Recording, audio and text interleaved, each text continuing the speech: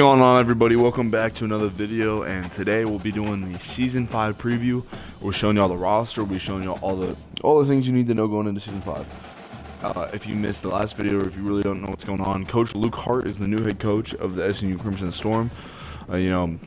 Says early mistakes are expected in this first game against Baylor, but the first game's not what we're going to be doing in this video. I'm going to show y'all our schedule. At Baylor, we're going to play OU at home. We're playing Oklahoma State at home, which is our rivalry game technically. Sam Houston State, Middle Tennessee, and then we get back to non-conference play at Notre Dame again, South Bend again, Louisiana Tech, Jacksonville State, at Liberty, Western Kentucky, Florida National, UTEP. I think there's a lot of winnable games on the schedule. If you look at our overall, it's at 84. We have improved drastically. Our team is a lot better than it used to be. A lot better. I mean, I'm going to show you all the roster soon, but I'm going to show you guys what I've done in recruiting so far. If you'll notice, we're back to 2 stars, which means that we can go to 2 stars and 1 stars in Oklahoma and Texas now, instead of just 1 stars from Oklahoma. But we're not going after any quarterbacks, which I probably should, but I haven't put any guys on on there yet. I think I'm going to go for one late. Let's scout. We'll probably try to find an athlete quarterback. Receiver, we have so many receivers graduating. We have 28 guys leaving, by the way. So this is going to be tough. We're first for almost every single one of these guys, so that's good. Mostly going for deep threat and physical receivers. Tight ends, we have a couple guys. We have, I believe, 2 tight ends that are seniors, so we're only going to have 2 guys back, but I'll show you all the roster in a second. Why is Air Force recruiting another guy? That's not sick. Not good at all. Offensive tackle, we're recruiting 1 guy. He's already been recruited pretty heavily, so that's going to be a battle. Offensive guard, we're recruiting 3 of them. O-line is also very thin on our roster. Our defense is like really where most of our players are at.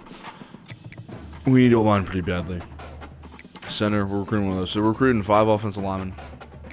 D-ends, we're recruiting 3 of them because we have a bunch of older D-ends. D-tackles, 1 of them. No outsides. We are recruiting 2 middle linebackers because our middle linebackers are pretty old. Corners, recruiting 3 of them because they're pretty old as well. Hopefully we can win all 3 of those. It looks like we will. Safeties, nobody. And then no kickers, no punters, no athletes. But I mean, it's pretty simple in the recruiting. We're losing 28 guys, but we only have 23 guys on our board, which is for a reason. I want to spread our hours at first and then go after guys late that just aren't recruited. Is the move. Okay, now we're going to move into our roster, and this is where you guys are probably going to be shocked. If you know what the roster looked like last season, you're going to be like, wow, we improved a lot.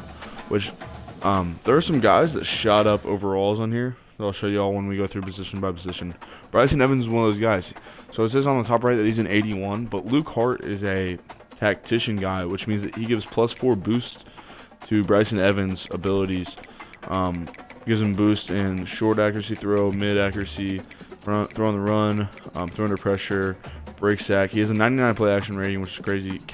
Not carrying, but ball carrier vision, spin, juke move. All these things, all those QBs get boost in those, so that's good. Yeah, Carson Hendricks, he's going to be the backup. He was the starter for a little bit. He might be, honestly, the throwing isn't that different. I didn't realize Bryson's throw arm, like his throw power was that much better. And honestly, Bryson's a lot more accurate except for deep accuracy and throw on the run. Apparently, Henny's a dog at throwing on the run. But Bryson's definitely the better quarterback. He's a lot more athletic, and he has a more accurate arm. Cade Manuel, Schmitty, and K-Rob are all going to round out the back end of our QB room. They're all technically juniors. It says sophomore redshirt, but we're not to 3 stars yet, so we can't redshirt. So we're all going to – these guys, their last year will all be next year, which means that I do need to bring in a quarterback because 4 out of these 5 guys only have 1 year or 2 years left. And Bryson only has a couple years left. So running backs, this is honestly our most stacked position on our team. I think that or corner. D. May, Devin Crawley, Caden Barron, Zapp, Cam Anderson, and then Angel, who are both really young. Devin Crawley's going to graduate this year, and then everyone else should be back, which will be nice. Having D-May back will be really nice. He's actually going to be really solid. We moved him from receiver to running back. He's also going to be like a backup slot receiver. Fullback, doesn't matter. Receiver, Braxton Bird went up almost like 20 overalls in the offseason, which was crazy. Cotton Tanner only went up a little bit. Tajon Williams went up a ton, and he's up to a 93 speed. Which will be elite. As you can see, the rest of our receivers aren't super fast except for Raider and Sparks are both pretty fast. Honestly, don't expect to see Dono or Van on the field a ton because they're just not fast enough, which is sad because I love getting them on the field, but they're probably not going to play a ton unless it's at like outside receiver. But I want these faster guys like Tajon and Bird and Sparks in the slot. And then Raider and Connor are just big physical guys out on the edge. Tight end wise, Isaiah Gaddis is back, and then Anthony Cox, and then Cody's technically junior as well. So tight end's a really big need. Cody's really slow apparently, but Gaddis and Anthony will be gone after this year. So that's going to be a pretty big problem for our roster. Left tackle, we got Andy Cardenas, and then freshman Robbie Combs. If you can tell, that is not actually what Robbie Combs looks like if you know Robbie Combs, but I think that is hilarious. Left guard, we got Evan Sullivan, Marco Soto, and then John Cantrell. Beautiful. John Cantrell from Maryland Heights, Missouri. Exactly what he looks like in real life. Okay, center, Nolan Steebles, he's pretty ugly and pretty stupid. Right guard, Zach Cizik, highest overall player on our roster, technically, I believe. You hear Meza, I mean, we have a bunch of guards on this team, technically, but they just play kind of everywhere on the O-line. Basavich, Armijo, Lerma, they're all really solid. Our O-line is actually really solid. We just don't have a ton of them, and they're really old, or old offensive line, so it's a little bit of a problem. But then we got Mo, who's technically, so Mo's a senior, Cizik's a senior, I'm a senior, Sully's a senior, and Andy's a senior. So every single one of our starting offensive linemen from this year is going to be gone next year. So that'll be a problem. We have our left end, Petrie, and Nick Blanchard. Petrie is actually taking the transfer that we brought in, just changed his name. He's from Anchorage, Alaska. Petrie loved that snow, I guess.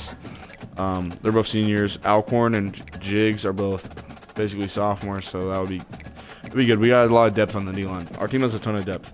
Malik, we ended up moving Alex Macias over to defensive end because he was too slow to play outside backer. Crone was 83 speed, which is unreal actually for D end. Osamigo, and then Freaky Hobbs out there playing some D end. At nose, we got A. Marty, Bonte, Big Red, Big Old Derez, and Rashawn Stone. Outside linebacker, Seth Sproul and Michael Kawobi. They're actually probably both going to be starting at outside linebacker. They're just both listed at left outside linebacker. Middle linebacker, this is also really stacked. I mean, we got Mari, CB, JQ, Baxter Monster, E-Man, Boss, who just got surgery today, and then JoJo Martin, who's a freshman, who he won't get to play at all, but, I mean, he's just a fun guy. I mean, he's a freshman, locker room guy. Really just pushes everyone that's around him. But outside linebacker wise, Jake Wright will also be the other outside linebacker that will play a lot. And then CJ Underwood, Malloy Clarence will get to play a lot. Darren probably won't get to play at all this season, but he's still a dog. Corner, maybe the most stacked position on this team, like I said.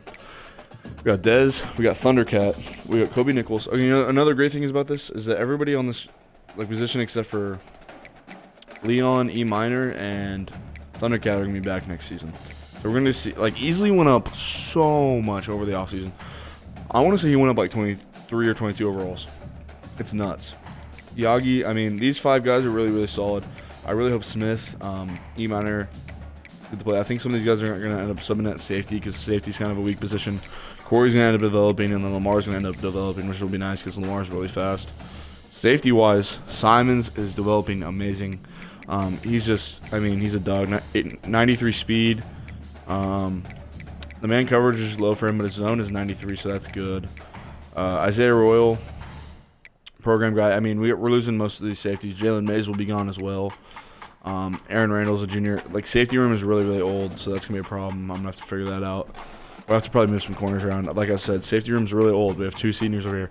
Jaden Smith was a transfer whose name I can't change because he was a real player. I'm not sure. Honestly, I can't really remember where we got him from. Let me look this up. I want to see where he plays in real life. But as you can see, we got Van Jackson, Tyler Ulrich, and then Cade Brazil, who's a transfer. We got him as a transfer, and then we renamed him to Cade Brazil. He has 94 speed, so that'll be nice. And then Marcus Tommy rounding it out at the end. So that's dope. At kicker, Kyler Clapper is our starting kicker, 6'5", 245-pound kicker. Kane Van Pruen's going to be the backup. Kyler actually out-progressed him over the summer, so that's crazy. Because KVP was higher last year, I'm pretty sure. Yeah, he was, because KVP was started. And then Big Kid. KVP will do the kickoffs, though, so each guy will have a position. We'll get field goals, kickoffs, and then punts. But that should be the entire roster. Let me see if there's anything. I guess we can go through We didn't have anybody that was a preseason all-conference guy, nothing like that. I mean, looking at the top 25 right here, Georgia, like you expect, number 1, 91 overall, pretty crazy. USC's only at 85, but they're number 2. OU, who we're gonna play, is an 89 overall and they're number 3 in the country. I'm really hoping they play Temple. They should be undefeated when they play us. It would be, I mean, both these teams could. Northwestern's number 16. That's insane. But I mean, Oregon could beat USC. Oklahoma could jump up to number 1 or number 2 by the time we play them. Michigan's up to number 4 at 86. Clemson, Wisconsin's still up here. Oregon, Cincinnati at 82. We're a better overall team than Cincinnati is, and they're ranked number 8. So that just shows us the strides that we're making. Virginia's an 81. Kansas is an 81. They've been doing really good in real life, or not in real life. Well, I guess in real life too. But yeah, Northwestern's an 82. They're not that good. Texas and Bama are all the way back here as well. Notre Dame's all the way back here with an 88. Liberty's ranked preseason, which is nice. So we have Notre Dame, Liberty, and Oklahoma on our schedule. That's 3 top 25 teams, which is not bad. Not bad for a team like us. But just a preview, I guess, we're going traveling to Waco again. We are the better team this year. Now, probably not top players wise. They probably have some better top players, but I guess depth wise, we're better than they are.